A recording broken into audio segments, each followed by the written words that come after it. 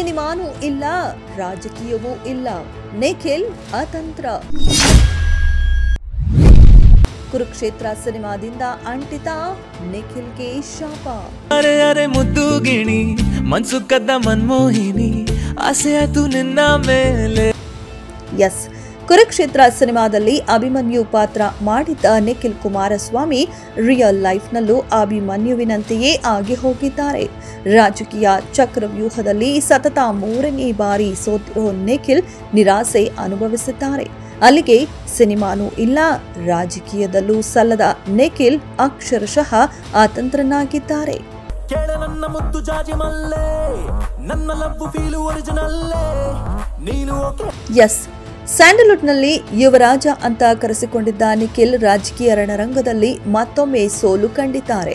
ನಿಖಿಲ್ ಎದುರು ಗೆದ್ದು ಬೀಗಿರೋ ಸಿಪಿ ಯೋಗೇಶ್ವರ್ ಕೂಡ ಸಿನಿಮಾ ರಂಗದವರೇ. 2 ದಶಕದ ಹಿಂದೆ ನಟ ನಿರ್ಮಾಪಕನಾಗಿ ಚಿತ್ರರಂಗದಲ್ಲಿ ಗುರುತಿಸಿಕೊಂಡಿದ್ದ ಯೋಗೇಶ್ವರ್ ಸೈನಿಕ ಅಂತಾಲೇ ಫೇಮಸ್ ಆಗಿದ್ದವರು. ಈ ಸೈನಿಕ ಈಗ ಫುಲ್ ಟೈಮ್ ರಾಜಕಾರಣಿಯಾಗಿದ್ದಾರೆ. ಆದರೆ ಸಿನಿಮಾ ಮತ್ತು ರಾಜಕೀಯ ಎರಡರಲ್ಲೂ ಒಂದೊಂದು ಹೆಜ್ಜೆ ಇಟ್ಟಿದ್ದ ನಿಖಿಲ್ ಇತ್ತ ಸಿನಿಮಾದಲ್ಲಿಯೂ ಅತ್ತ ರಾಜಕೀಯದಲ್ಲಿಯೂ ನೆಲೆ ಕಾಣದೆ ಅತಂತ್ರರಾಗಿದ್ದಾರೆ. ಸೈನಿಕನ ಎದುರು ಅಭಿಮನ್ಯು ಪರಾಭವಗೊಂಡಿದ್ದಾರೆ. ನಿಖಿಲ್ ತಂದೆ ಎಚ್ ಡಿ ಕುಮಾರಸ್ವಾಮಿ ಕೂಡ ಮೊದಲು ಸಿನಿಮಾ ರಂಗದಲ್ಲಿ ಆಕ್ಟಿವ್ ಆಗಿದ್ದವರು. ವಿತರಕ ನಿರ್ಮಾಪಕನಾಗಿ ಕನ್ನಡ ಚಿತ್ರರಂಗದಲ್ಲಿ ಹೆಸರು ಮಾಡಿದ್ರು. ನಿಖಿಲ್ ಕೂಡ ಸಿನಿಮಾ ರಂಗದತ್ತ ಆಸಕ್ತಿ ಬೆಳೆಸಿಕೊಂಡ್ರು. ನಟನೆಯ ಪಾಠ ಕಲಿತುಕೊಂಡು ಬಂದು ತಮ್ಮದೇ ಹೋಮ್ ಬ್ಯಾನರ್ನ ಜಾಗ್ವಾರ್ ಮೂಲಕ ಸಿನಿಮಾ ಚಿತ್ರರಂಗಕ್ಕೆ ಲಾಂಚ್ ಆದ್ರು.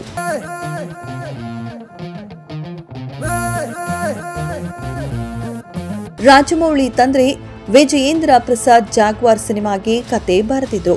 ದೊಡ್ಡ ತಾರಾಗಣ, ಅದ್ಧೂರಿ ಮೇಕಿಂಗ್ ಹೊರತಾಗಿಯೂ ಜಾಗ್ವಾರ್ ಅಷ್ಟೇನು ದೊಡ್ಡ ಯಶಸ್ಸು ಕಾಣಲಿಲ್ಲ.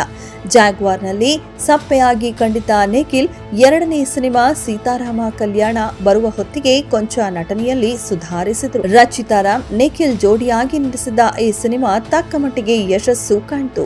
ಇನ್ನು ದರ್ಶನ್ ನಟನೆಯ ಕುರುಕ್ಷೇತ್ರ ಸಿನಿಮಾದಲ್ಲಿ ನಿಖಿಲ್ ಅಭಿಮನ್ಯು ಪಾತ್ರ ಮಾಡಿದ್ರು.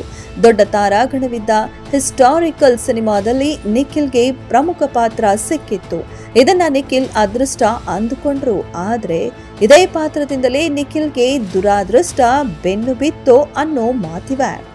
ಹೌದು, ಕುರುಕ್ಷೇತ್ರ ಸಿನಿಮಾ ಮಾಡಿದವರಿಗೆಲ್ಲ ಒಂದಲ್ಲ ಒಂದು ತೊಂದರೆ ಕಾಡಿದೆ.